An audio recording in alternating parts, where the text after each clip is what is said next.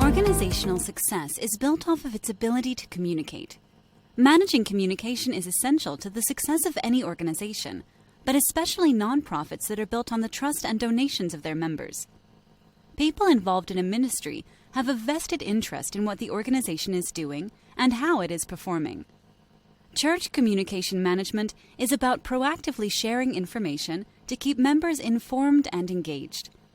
Being proactive requires having a process for communicating information that is meaningful for members and donors.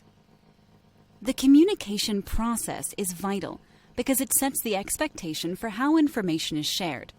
For example, a new volunteer may receive information about his or her assignment in any number of ways, via email, postal letter, telephone, text, or church website.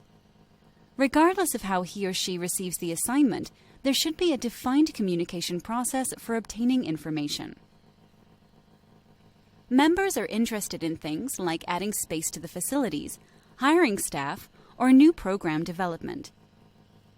The details of the communication process are not as important as its consistency and thoroughness.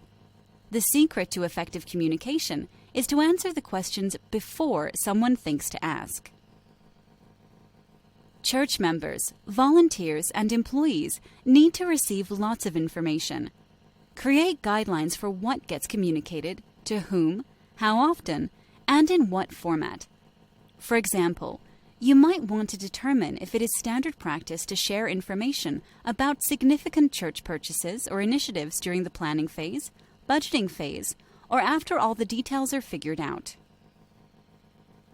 Church communications should adhere to pre-established guidelines that direct information sharing. Guidelines specify what kind of information gets shared, the process for sharing information, and the timeliness of what gets communicated. Consistency in communication helps gain trust and credibility with those whom the church serves. Identify a communication advocate to ensure effective information sharing. A communication advocate is responsible for thinking about who needs to know what information, when the information should be shared, and how the information will be shared. Two-way communication is crucial because it helps to minimize misunderstandings. Two-way communication can be one-on-one, large group open forums, focus groups, or any number of feedback tools. Develop processes to encourage two-way communication with members, volunteers, and employees. The role of church leaders is to influence members. A defined communication process can help to involve others in accomplishing the mission. This process ensures church members understand its purpose and determines the most effective way to share information with those who call the church home.